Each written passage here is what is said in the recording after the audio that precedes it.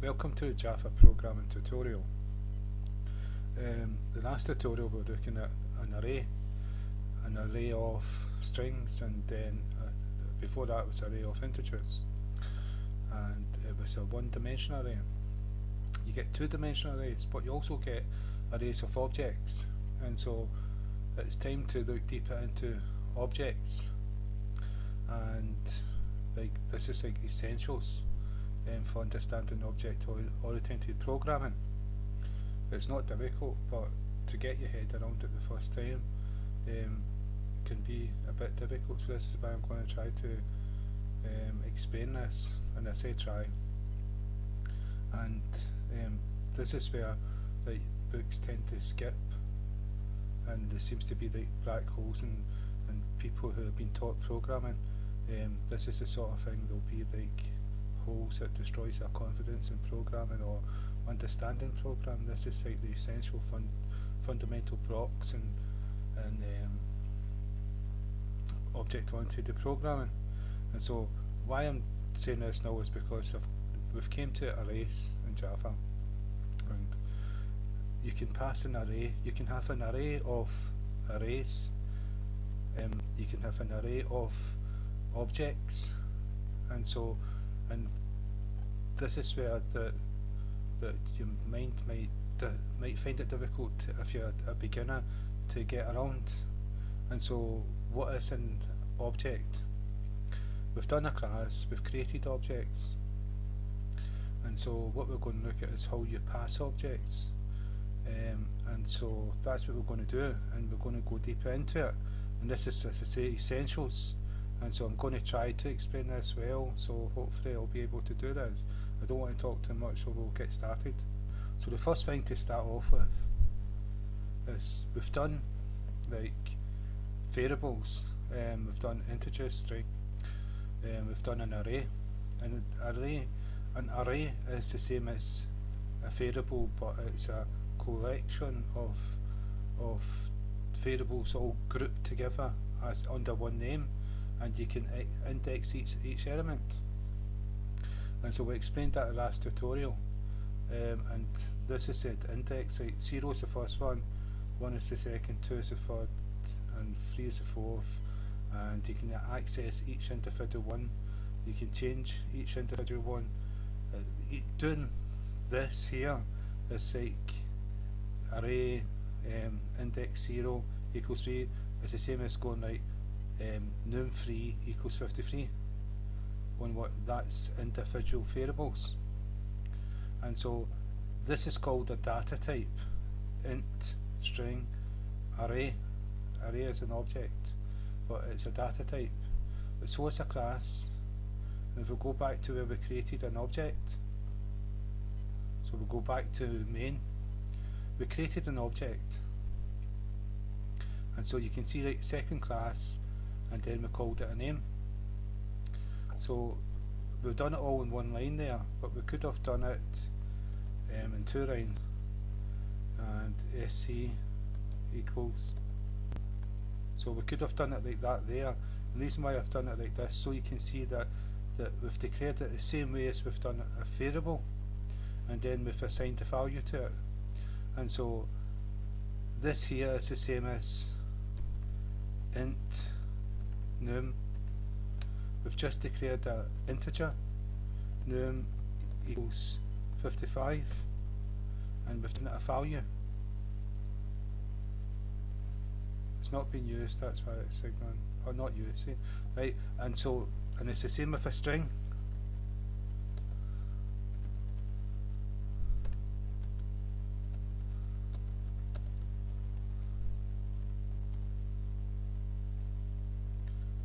String is double quotes, don't forget the double quotes.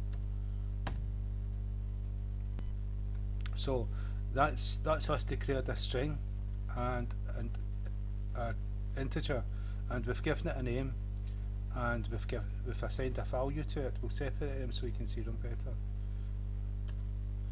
And so this is the data type string, which determines what goes into this memory, this variable.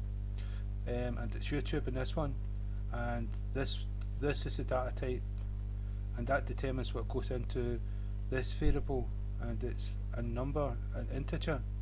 So that's string and that's integer. And so this class is called second class as an object, and that's a data type. That's the same as an integer. And the key point to remember is that we are using int and string from Java, but Java, as you can see from here, what's popped up, the string class represent character strings.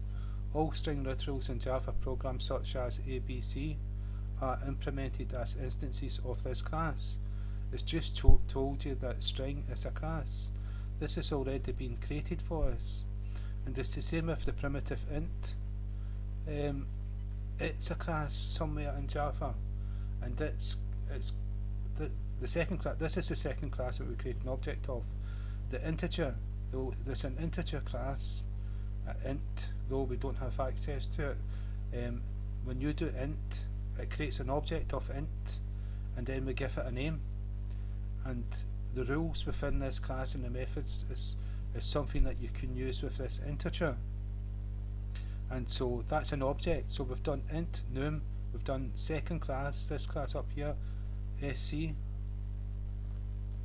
and we've given it a name. That's the same. And then we've assigned a value to it with sc equals new because it's a class, it's an object. We don't have to do that with the int. We don't have to do that with a string. And so then it's the second class and the constructor of that class with the brackets, and then we can call anything inside the class. So this is a data type. The class name is a data type, and so this is a key point to remember when you're passing objects into methods and into classes. So you can pass like objects, a whole class as an object into another class, and you can pass it into an array, or you can make an array of a class. And so I'll give you an example of this. I'm going to use answer class, this one up here.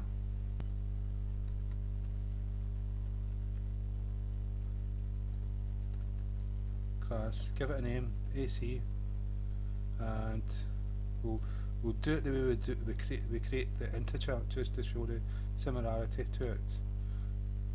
And so it's AC equals new keyword because it's an object, answer class, brackets, semicolon. So we've just created an object of AC, and so we can create more than one object of AC, and this is what I'm going to show you.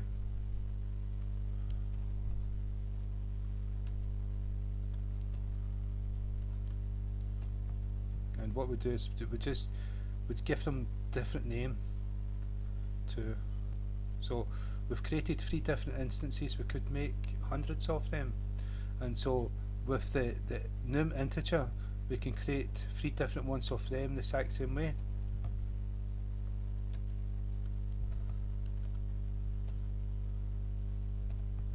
So we've done the exact same thing, and we've got to change the name as well, 1, 2, just to make them different. Now it's all been accepted, and we've assigned a value. So we've created 3 of them. We could create 3 different string names as well, and so we can create an array of integers. It's like that's 3 different integers, and we could have like 200 of them. So you can imagine how difficult that would be to control, to remember, to configure without making mistakes and creating problems for yourself. So what you would do is you would have an array of 200 instead of declaring every single one of them. You can have an array of objects, just like this. If you had 200 instances of this class, you could turn around and say answer class square brackets AC array, and make that a capital AC array, semicolon, AC array equals new